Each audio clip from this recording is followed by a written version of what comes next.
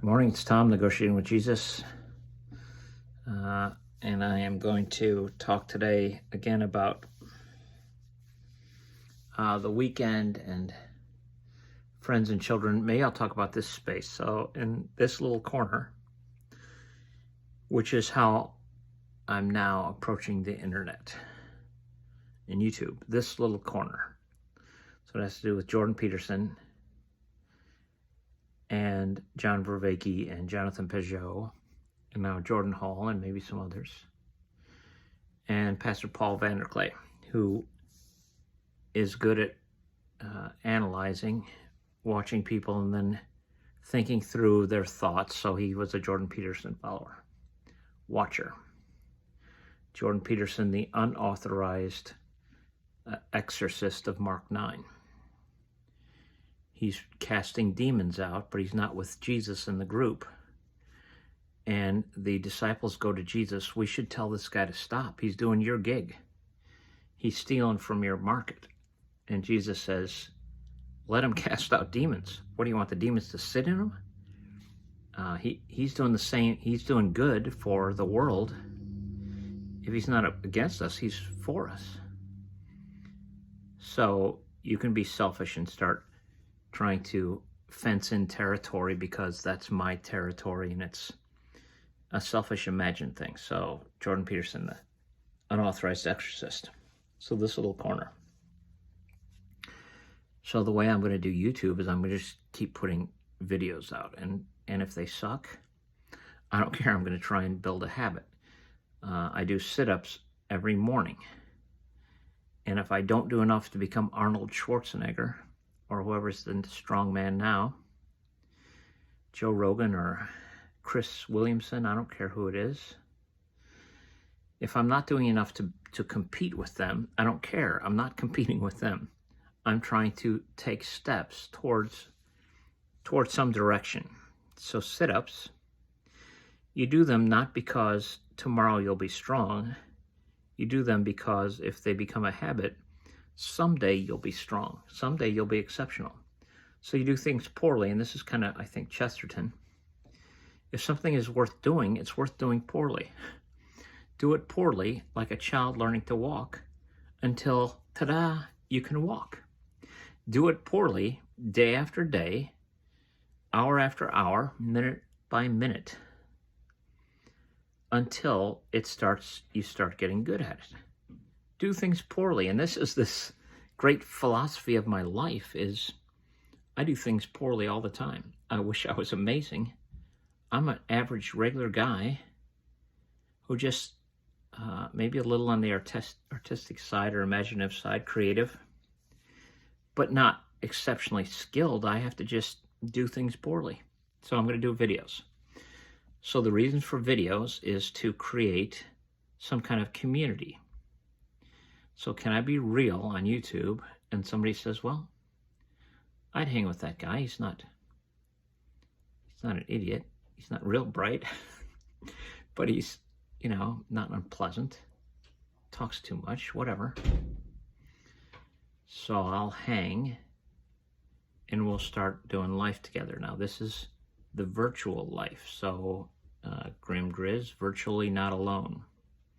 Now, I heard someone say the other day that Mr. Rogers was one of the early television, the screen. Mr. Rogers was helping people be virtually not alone. They had a kind uncle or grandfather or father figure that could say kind things to them, and they were virtually with someone who cared. He didn't have any idea they were there. But he's broadcasting care into the screen, and that's this little corner is trying to find ways to find meaning in life through video relationships and conversations. So there's all kinds of conversations on this little corner, and now there's about 20 or 50 or 100 podcasts that are in this corner where people are talking to each other and thinking out loud and trying to present themselves virtually as transparent and honest and seeking and not know-it-alls. And I have a know-it-all problem, and I'm tripped up easily because clearly I don't know it all. and people will, debate with me and pull the rug out from under my feet quickly, and I'll be laying on my back thinking, why do I keep start thinking I can outsmart people? So who cares? Who cares about that? This is just another conversation so that I did my task. I'm to do this every day. I was going to talk a little bit about the relationships, the things that have happened in real life. So I talked to a woman who was a week and 2 days ago, I talked to a woman who was absolutely lost and alone and sad and confused and maybe possessed by at least dark thoughts and demons or whatever, because I think spirits do grab hold of us. Anger is some kind of spirit. Envy is some kind of spirit. It's not a thing that you can put in your pocket. It's not material. It's a thing that's of a spiritual nature. It's mystical. It's magical. You can kind of see it like you can see wind. You can see that somebody is envious or jealous or angry or sad. So I met a woman who was troubled, deeply troubled. And then I have children, so I had some issues with children. And that's the beauty of children is evident. You were one, and it's wonderful to be a child. It's the miracle that changes the world for better or worse. And if you think people only change the world for worse, and you think they should all go, I don't want to talk anyone into suicide, but for goodness sakes, how about you lead by example? Stop saying, Paul had a video of, it was Glenn Scrivener on Speak Life had a video of 4 comedians talking about abortion. And Bill Maher thought that women should kill babies all day long. I am pro-abortion. Women kill babies because there are 8 million of us. And that's enough. He doesn't want any more people.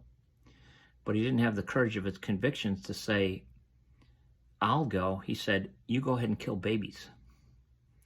That's the solution that I have so that I can live comfortably. I need you to kill a lot of other people. He didn't think he should go. He thought he should reap the reward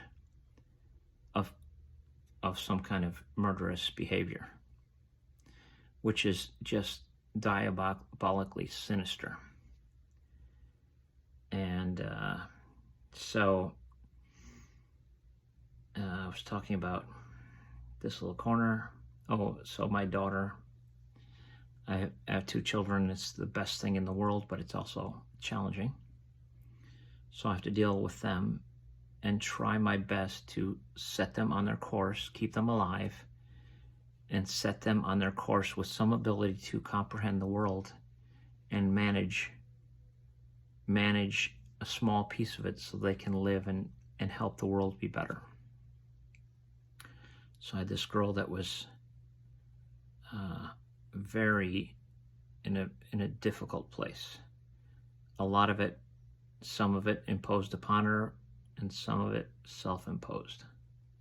My daughter did some things that weren't particularly pleasing.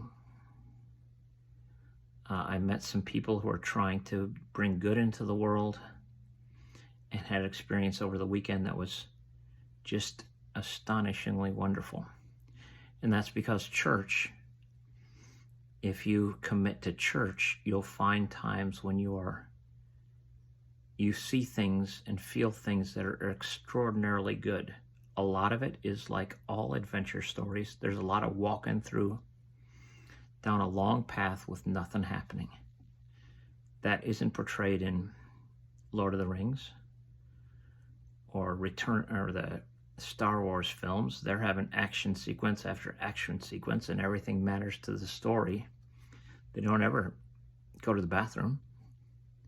They don't ever sleep all night, 8 hours in bed, sleeping. They don't ever walk around for days and weeks and months and years wondering what the meaning of their life is. No, it's boom, meaning, boom, crisis, boom, recovery, boom, crisis. That is the most unrealistic thing, but that we feed off of the idea that that's a real life. We imagine the hero story, that we could fall into it, and it's very disappointing that we go for months and years without feeling heroic. So I got to feel something because of church, something that I've never felt before. Never. And it was so extraordinarily good and overwhelmingly good that I'll have to sit and meditate on it for weeks to try and figure out, how do you bring something like that into the world in the everyday? I have no idea. But it's the promise that comes through church and following Jesus. The promise is that is going to be your reality. A little now and a little later. So there's a couple things. Also had a great conversation with a friend. And that's it for now. Go do a video and do some sit-ups. That's it.